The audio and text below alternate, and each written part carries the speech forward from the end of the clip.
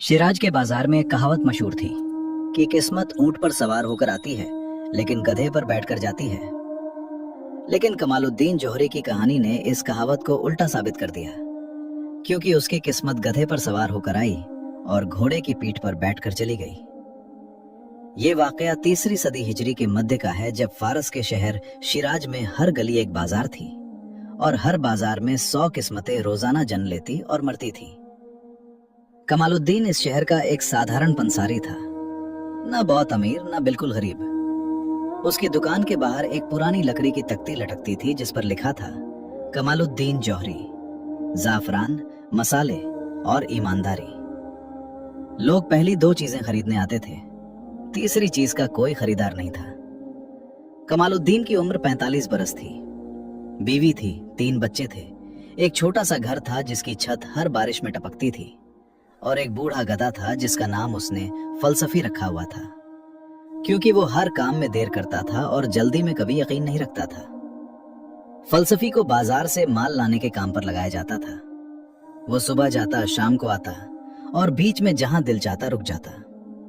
कमालुद्दीन अक्सर कहता, इस गधे में एक अच्छाई है, ये कभी झूठ नहीं बोलता। जब थका होता है तो रुक जाता है, जब भूखा होता है तो खड़ा हो जाता है। काश मेरी दुकान के ग्राहक भी इतने सीधे होते। अब असल वाक़े पर आते हैं जिसने कमालुद्दीन की जिंदगी बदल दी। एक सुबह माह शाबान की शुरुआत थी। कमालुद्दीन ने फलसफी को शहर के बड़े मसाला मंडी की तरफ रवाना किया। पीठ पर 2 खाली बोरी लादी, हाथ में कुछ दिरहम थमाए। जाहिर है गधे को नहीं, अपने 12 साल के बेटे नौशेरवान को, और कहा, जा जाफरान ले आ, लेकिन भाव ताव करके लेना, 1 दिरहम भी ज्यादा ना देना। नौशेरवान गया, लेकिन रास्ते में फलसफी ने हमेशा की तरह एक पुरानी मस्जिद के सामने रुकने का फैसला किया। वहां ठंडी छांव थी, करीब एक हौज में पानी था, और फलसफी को इन दोनों चीजों की जरूरत थी। नौशेरवान ने बहुत कोशिश की, लेकिन फलसफी ने टस से मस न होने की कसम खा रखी थी। उसी मस्जिद के बाहर एक बूढ़ा आदमी बैठा था, हाजी जियाउद्दीन शिराजी, शिराज का सबसे बड़ा जाफरान व्यापारी, जिसके गोदाम पूरे फारस में मशहूर थे और जिसकी एक आवाज पर बाजार के भाव ऊपर नीचे हो जाते थे। हाजी जियाउद्दीन उस वक्त एक बहुत बड़ी मुश्किल में थे। उन्होंने बगदाद के एक बड़े व्यापारी को वादा किया था कि अगले 3 दिनों में 5 मन उम्दा जाफरान रवाना करेंगे, लेकिन उनका अपना काफिला रास्ते में कहीं फंसा हुआ था और शहर में इतना जाफरान कहीं नहीं था। हाजी जियाउद्दीन ने नौशेरवान को देखा, जो गधे को घसीटने की नाकाम कोशिश कर रहा था। बूढ़े व्यापारी को न जाने क्यों हंसी आई, और हंसी के बाद ख्याल आया कि इस लड़के से पूछूं कहां से आया है। बच्चे, तेरे बाप कौन है? कमालुद्दीन जौहरी, पंसारी हैं हुजूर, मसाला बाजार में दुकान है। जाफरान मिलता है उनके पास? जी हुजूर, उम्दा किस्म का, सीधा काशान से आता है। हाजी जियाउद्दीन उठे, अपनी असा संभाली और बोले, चल मुझे अपने बाप से मिला। कमालुद्दीन अपनी दुकान में था जब ये दोनों वापस आए। बेटा आगे, बूढ़ा व्यापारी पीछे, और फलसफी गधा उन दोनों के बीच में इतने इत्मीनान से चलता हुआ जैसे ये सारा काफिला उसी ने तरतीब दिया हो।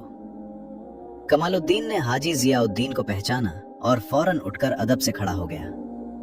बड़े व्यापारी ने सीधी बात की, कमालुद्दीन, मैंने सुना है तुम ईमानदारी के साथ माल बेचते हो। मेरे पास एक मुश्किल है, मुझे 5 मन जाफरान 3 दिनों में चाहिए। बगदाद का सौदा है। क्या तुम अपने सारे जरिए इस्तेमाल करके ये माल जमा कर सकते हो? कीमत वो दूंगा जो तुम मांगोगे। कमालुद्दीन के पैरों तले से जमीन खिसक गई। 5 मन जाफरान, ये उसकी दुकान की सालाना बिक्री से भी ज्यादा था। लेकिन उसने फौरी जवाब देने की बजाय सोचा, अपने दिमाग में हिसाब लगाया। शहर में कौन कौन से छोटे पंसारी थे, किसके पास कितना माल हो सकता है, खुद उसके गोदाम में क्या पड़ा था। फिर बोला, हाजी साहब, मैं 2 दिनों में 4 मन की जमानत दे सकता हूं। 5वां मन अल्लाह ने चाहा तो। हाजी जियाउद्दीन ने उसे गौर से देखा। एक आम पंसारी जो ये कह सकता था, हाँ 5 मन का इंतजाम हो जाएगा, उसने 4 मन की जमानत दी और 5वें को अल्लाह पर छोड़ा। ये जवाब झूठे व्यापारी का नहीं था। तय रहा, आज शाम तुम्हारे नाम पर 1000 दिरहम बतौर पेशगी भेजवा देता हूं। वो शाम कमालुद्दीन की जिंदगी की सबसे अजीब शाम थी। 1000 दिरहम, उसने पूरी जिंदगी में एक साथ इतनी रकम नहीं देखी थी। उसने रात भर काम किया, शहर के 8 छोटे पंसारियों से राब्ता किया, अपना जाती जखीरा निकाला और सुबह होने तक 4.5 मिन जाफरान जमा कर लिया। दूसरे दिन दोपहर तक 5वां मिन भी पूरा हो गया। तीसरे दिन माल हाजी जियाउद्दीन के गोदाम पहुंचा। हाजी साहब ने माल चेक किया, मेयार आला था। उन्होंने कमालुद्दीन को बुलाया और कहा, कमालुद्दीन, मैंने जिंदगी में बहुत से सौदागर देखे हैं, मगर जिसने मुझसे कहा हो कि 4 मिन की जमानत देता हूं, ऐसा ईमानदारी वाला कम मिला। तुम्हारी उजरत ये रही। उन्होंने जो थैली आगे बढ़ाई उसमें 300 दिरहम थे और फिर रुके और बोले, इसके अलावा मेरे बगदाद वाले सौदे में तुम्हें शरीक करता हूं। अगले साल से तुम मेरे शिराज के नुमाइंदे होगे।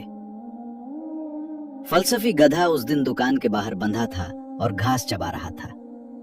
कमालुद्दीन ने वापस आकर उसे देखा, उसकी गर्दन थपथपाई और बोला, फलसफी, अगर तुम उस दिन मस्जिद के सामने ना रुकते तो हाजी साहब कभी मेरे बेटे से ना मिलते। आज जो कुछ हुआ वो तुम्हारी वजह से हुआ। फलसफी ने कान हिलाए और दोबारा घास की तरफ मुतवज्जे हो गया, जैसे कह रहा हो, मुझे मालूम था। अगले 3 साल कमालुद्दीन के लिए सोने के साल थे। हाजी जियाउद्दीन की नुमाइंदगी ने उसे शिराज के बड़े ताजिरों की सफ में ला खड़ा किया। उसकी पुरानी दुकान की जगह एक कुशादा गोदाम आ गया। छत टपकने वाला घर बदलकर एक पुख्ता हवेली बन गई। बीवी के हाथ में सोने के कंगन आए और बच्चों के लिए उस्ताद रखे गए। और फलसफी गधा, वो अब भी था। अब उसके काम की जरूरत ना थी, मगर कमालुद्दीन ने उसे बेचा नहीं। वो कहता, ये मेरा पहला शराकतदार है, इसे आराम का हक है। मगर अभी कहानी खत्म नहीं हुई थी, अभी घोड़ा आना बाकी था। कहते हैं कि दौलत जब आती है तो अकेली नहीं आती, अपने साथ घमंड को भी लाती है। और घमंड अपने साथ वो फैसले लाता है जिन पर बाद में पछतावे के सिवा कुछ नहीं मिलता। कमालुद्दीन के साथ भी कुछ ऐसा ही हुआ, मगर इतनी जल्दी नहीं। पहले अल्लाह ने उसे और आजमाया, और आजमाइश ये थी कि दौलत और भी बढ़ाई।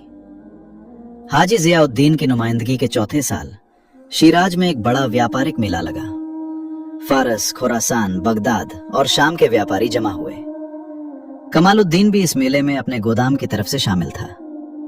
इसी मेले में उसकी मुलाकात ख्वाजा मसूद तबरेजी से हुई। ख्वाजा मसूद तबरेज का रहने वाला था, मगर उसकी व्यापार पूरे फारस और इराक में फैली हुई थी। रेशम, मसाले, कालीन, हर चीज में उसका हाथ था। वो देखने में सादा था, बात करने में मीठा था, और अंदर से ये कमालुद्दीन को बाद में पता चला। ख्वाजा मसूद ने कमालुद्दीन को देखा, उसका माल परखा, उससे बातें की और मेले के आखिरी दिन उसे एक तरफ ले जाकर बोला, कमालुद्दीन भाई, मैंने तुम्हारी साख के बारे में सुना है। ईमानदारी और वक्त की पाबंदी, ये 2 खूबियां आजकल बाजार में बहुत महंगी हैं। मैं चाहता हूं कि हम मिलकर एक बड़ा काम करें। कमालुद्दीन ने पूछा, क्या काम? खुरासान से रेशम लाना है, बड़ी मात्रा में। तुम शिराज में बेचो, मैं बगदाद में, नफा आधा आधा। कमालुद्दीन ने सोचा, ये सौदा उसकी अब तक की व्यापार से कहीं बड़ा था। सरमाया भी ज्यादा लगता, खतरा भी ज्यादा था। उसने वही किया जो हमेशा करता था। रात को सोचा, सुबह को फैसला किया और ख्वाजा मसूद को कहा, ठीक है, मगर पहले एक छोटा सौदा करें। अगर वो ठीक रहा तो आगे बढ़ते हैं। ख्वाजा मसूद ने हंसकर हाथ मिलाया, अक्लमंद आदमी हो। पहला छोटा सौदा हुआ और अच्छा हुआ, दोनों ने अच्छा नफा कमाया। दूसरा सौदा हुआ, वो भी बेहतरीन रहा। तीसरे सौदे तक कमालुद्दीन ख्वाजा मसूद को अपना काबिले एतमाद शरीक समझने लगा था। और यहीं से असल कहानी शुरू होती है। तीसरे सौदे की कामयाबी के बाद ख्वाजा मसूद ने एक शाम कमालुद्दीन को अपनी हवेली में बुलाया। खाना शाही था, बातें शीरीं थीं और माहौल ऐसा था जैसे दो पुराने दोस्त मिल बैठे हों। खाने के बाद ख्वाजा मसूद ने एक बात छेड़ी। कमालुद्दीन, एक बात पूछूं? बुरा ना मानो। पूछो। तुम अभी तक पैदल या गधे पर चलते हो? शहर में तुम्हारी इज्जत है, हाजी जियाउद्दीन के नुमाइंदे हो, मगर सवारी अभी तक वही पुरानी है। क्या तुम्हें नहीं लगता कि एक व्यापारी की पहचान उसकी सवारी से भी होती है? कमालुद्दीन को यह बात लगी, सुई की तरह सीधी दिल में, क्योंकि सच ये था कि वो खुद कई बार सोच चुका था। बाजार में जब बड़े व्यापारी घोड़ों पर सवार गुजरते तो लोग झुककर सलाम करते, और कमालुद्दीन जब गुजरता तो लोग अदब से जरूर मिलते, मगर वो बात न थी। घोड़ा महंगा है, उसने कहा, मगर आवाज में यकीन न था। महंगा है, ख्वाजा मसूद ने कहा, मगर नामुमकिन नहीं। और वैसे भी जो आदमी 3 सफल सौदों में इतना कमा चुका हो, उसके लिए एक अच्छे घोड़े की कीमत क्या है? अगले ही हफ्ते शिराज में घोड़ों का बाजार लगा। कमालुद्दीन गया ख्वाजा मसूद के साथ।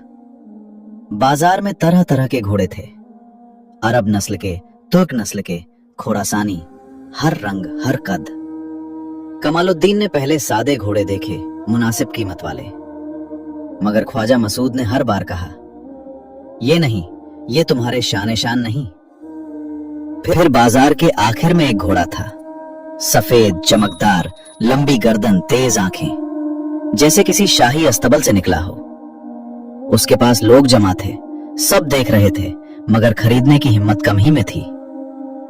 ये है असल घोड़ा, ख्वाजा मसूद ने कहा। ये देखो, चाल, रंग, आंख।